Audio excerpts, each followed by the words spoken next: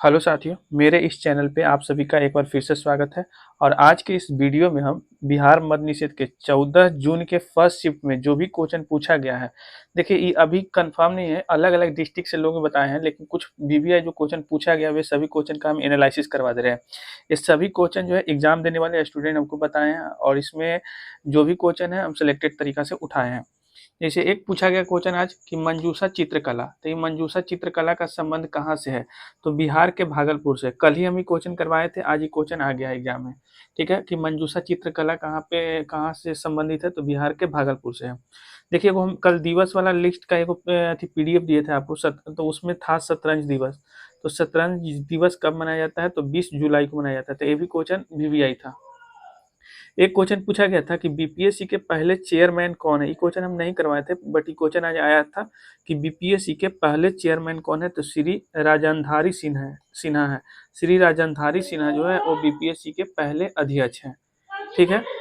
अगला है, भारत का पहला वायसराय कौन है? तो लॉर्ड कैनिंग है। ये तो हम कई कई सारे क्वेश्चन में कई बार करवा चुके हैं ये वाला क्वेश्चन, कि भारत के पहले वायसराय कौन है? तो लॉर्ड कैनिंग है। ठीक है, ये कई बार हम क्वेश्चन करवाए हैं। एक है नीति निदेशक तत्व। तो नीति निदेशक तत्व का जो है संविधान में जो नीति निदेशक तत्व है वो कहाँ से लिया गया है? तो आयरलैंड के संविधान से लिया गया। मेरा पॉलिटी का 2 ही वीडियो था, तो उस वीडियो में देखिएगा हम सारा चीज कर दिए कि संविधान में कौन चीज कहाँ से लिया गया है। तो क्वेश्चन बना था कि नीति निदेशक तत्व कहाँ से लिया गया? तो आयरलैंड के संविधान से लिया गया है।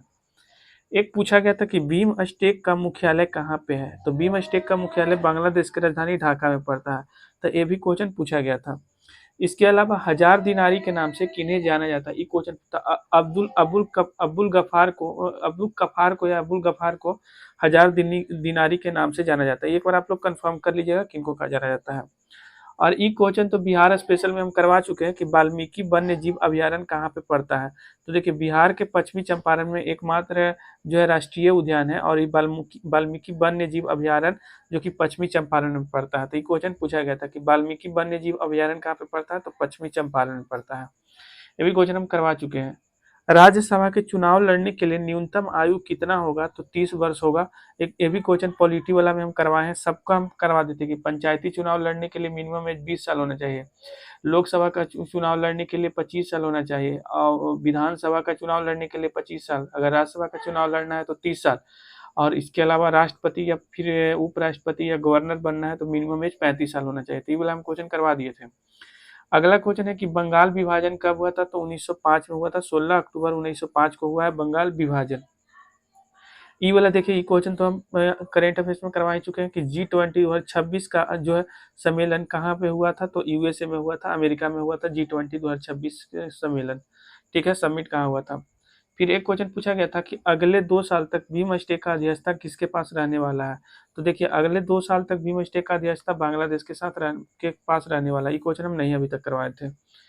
एक क्वेश्चन है, ये तो खैर कोई नहीं करवाया होगा, कोई टीचर ही नहीं करवाया होगा, मलुका मेला। तो ये मलुका मेला कहाँ पे आयोजित किया जाता है? तो राजस्थान में आयोजित किया जाता है। ये वाला क्वेश्चन अभी तक कोई भी टीचर नहीं करवाया होगा, मेरे ख्याल से लगभग अभी तक तो जल्दी नहीं करवाया होगा।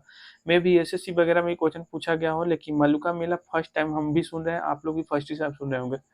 तो मलुका मेला राजस्थान में मनाया गया था।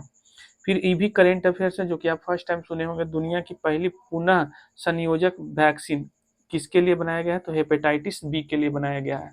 ठीक है, अभी तक जो हम क्वेश्चन दिए हैं पूरा क्वेश्चन नहीं है, आप लोग चैनल सब्सक्राइब करके रखिएगा। हम पूरा अच्छे तरीका से जो है शाम को पूरा एनालिसिस देंगे, डिस्ट्रिक्ट वाइज जिला वाइज देंगे हम। तब तक के लिए आप लोग चैनल को सब्सक्राइब कर लीजिएगा।